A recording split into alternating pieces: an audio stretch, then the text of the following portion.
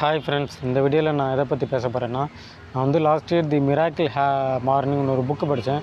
அந்த புக்கு வந்து எனக்கு ரொம்ப பிடிச்சிருந்துச்சி. அந்த புக்கில் பற்றி உங்கள்கிட்ட கொஞ்சம் ஷேர் பண்ணலாம்னு நினச்சேன். அதனால தான் இந்த வீடியோ. வாங்க ஃப்ரெண்ட்ஸ், இந்த வீடியோவில் பார்க்கலாம். அந்த புக்கில் என்ன சொல்லியிருக்காங்கன்னு பார்த்தீங்கன்னா, ஒரு காலையில் எந்திரிச்சோடனே ஃபாலோ பண்ணுறதுக்குன்னு ஒரு டாப் 6 ஹேபிட் சொல்லியிருக்காங்க.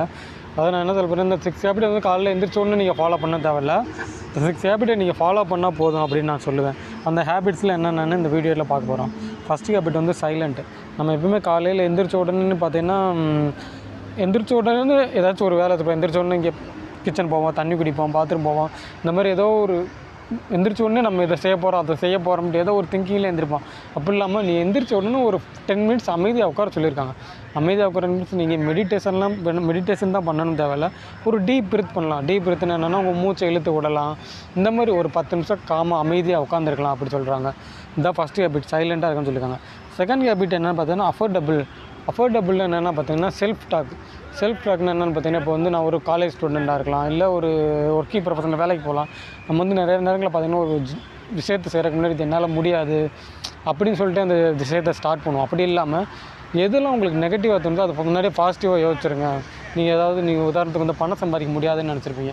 அப்போ வந்து உங்கள் மனசில் என்ன நினச்சிக்கணும், நான் கோடீஸ்வரன் ஆக போகிறேன், நான் வந்து அதிகமாக பணம் வச்சுருக்கேன், என்னால் பணம் சம்பாதிக்க முடியும். இந்த மாதிரி பாசிட்டிவ் செல்ஃப் டாக் வந்து எப்பயுமே வச்சுருக்கீங்க. அதான் அந்த அஃபோர்டபிலிட்டி. இந்த ஹேபிட் வந்து ஃபாலோ பண்ணிக்கணும்.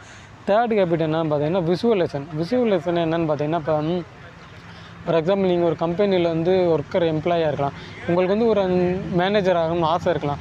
அந்த ஆசை இருந்தால் மட்டும் பார்த்தாது, அந்த மேனேஜரை மட்டும் நீங்கள் விசுவல் பண்ணி பாருங்கள். விசுவலேஷன் என்னென்னா, நீங்கள் மேனேஜர் சீட்டில் உட்காந்துருக்க மாதிரியும், அங்கே உட்காந்து அந்த ஃபைல்ஸ் எல்லாம் டச் பண்ணுற மாதிரியும், அந்த மாதிரி ஒரு விசுவல் பண்ணுங்கள். அந்த இடத்துக்கு போன மாதிரியே ஒரு விசுவல் பண்ணுங்கள். அதை தான் சொல்கிறாங்க. விசுவலேஷனாக நம்ம கற்பனை பண்ணுறத, நம்ம வந்து நம்மளோட ஆம்பிஷனை வந்து நடந்த மாதிரின்னு நினச்சிக்கிட்டு அதை ஒரு விசுவல் பண்ணுங்கள். அதுதான் விசுவலேஷன் சொல்கிறாங்க.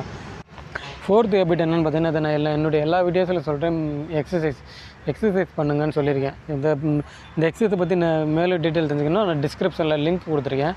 அந்த லிங்க்கை கிளிக் பண்ணி அந்த எக்ஸசைஸோட இம்பார்ட்டன்ட், ஏன் எக்ஸசைஸ் பண்ணணும், எதனால் பண்ணணும்னு பற்றி தெரிஞ்சுக்கோங்க. ஃபிஃப்த் ஹேபிட் பார்த்தீங்கன்னா, ரீடிங் புக்ஸ். இதை பற்றி நான் நிறையா வீடியோ போட்டிருக்கேன். எதனால் ரீட் புக்ஸ் பண்ணணும், புக்ஸ் படிக்கிறனால என்னென்ன பெனிஃபிட், அதெல்லாம் நான் ஏற்கனவே வீடியோ போட்டிருக்கேன். அந்த வீடியோட லிங்க்கு டிஸ்கிரிப்ஷனில் கொடுத்துருக்கேன், அதையும் பார்த்துக்கலாம். சிக்ஸ்த் ஹேபிட் அது என்னென்னு பார்த்தீங்கன்னா, மேக் நோட்ஸ்.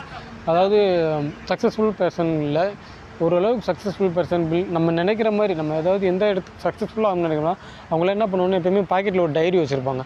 ஏன் அந்த டைரி வச்சுருக்காங்க பார்த்தீங்கன்னா, எப்போ வேணால் நமக்கு ஒரு தாட் வரல. இப்போ வந்து நம்ம ஒரு ஹோட்டலில் சாப்பிட்டுருப்போம், டீ சாப்பிட்டுருப்போம், ரெஸ்டாரண்ட்டில் இருப்போம், எப்போ வேணால் நமக்கு ஏதாச்சும் ஒரு யோசனை வரும். ஸோ அந்த டயத்தில் வந்து அவங்க வந்து இந்த டைரியில் என்ன ஒரு யோசனை வருதோ அதை நோட் பண்ணி வச்சுக்கிடுவாங்க. நம்மளாம் பார்த்தீங்கன்னா பெரும்பாலான டைரி எழுதுகிற பழக்கமே இல்லை. ஸோ அந்த பழக்கத்தை வந்து ஏற்படுத்திக்கோங்க. இதுதான் அந்த டூ லிஸ்ட் மேக் பண்ணுறேன்னு சொல்லுவாங்க. டூ லிஸ்ட்டுன்றதை விட நீங்கள் வந்து ஒரு டைரி எழுதி வச்சுக்கிட்டு எப்போயுமே அந்த நடக்கிறது எழுதுறது, இல்லை அந்த டைரியை பாக்கெட்டில் வச்சுக்கிட்டு நீங்கள் ஏதாச்சும் இம்பார்ட்டன்ட் நோட்ஸ் தான் எழுதுறது, இந்த மாதிரி பற்றி பண்ணால் நல்லாயிருக்கும்.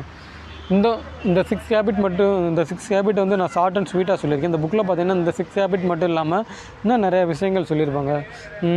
உங்களுக்கு இந்த 6 ஹேபிட்டை ஃபாலோ பண்ணணும், இந்த புக்ஸை பற்றி இன்னும் நிறையா தெரிஞ்சுக்கணும்னு வச்சுக்கோன்னா டிஸ்கிரிப்ஷனில் இந்த புக்கோட லிங்க் கொடுத்துருக்கேன், அதை படித்து தெரிஞ்சுக்குவோம் ஃப்ரெண்ட்ஸ். உங்களுக்கு இந்த மாதிரி குட் இன்ஃபர்மேஷன், மோட்டிவான இன்ஃபர்மேஷன் வேணும்னா நம்ம சேனல் வந்து சப்ஸ்கிரைப் பண்ணிக்கோங்க, பெல் ஐக்கான் போட்டுக்கோங்க. Thank you friends.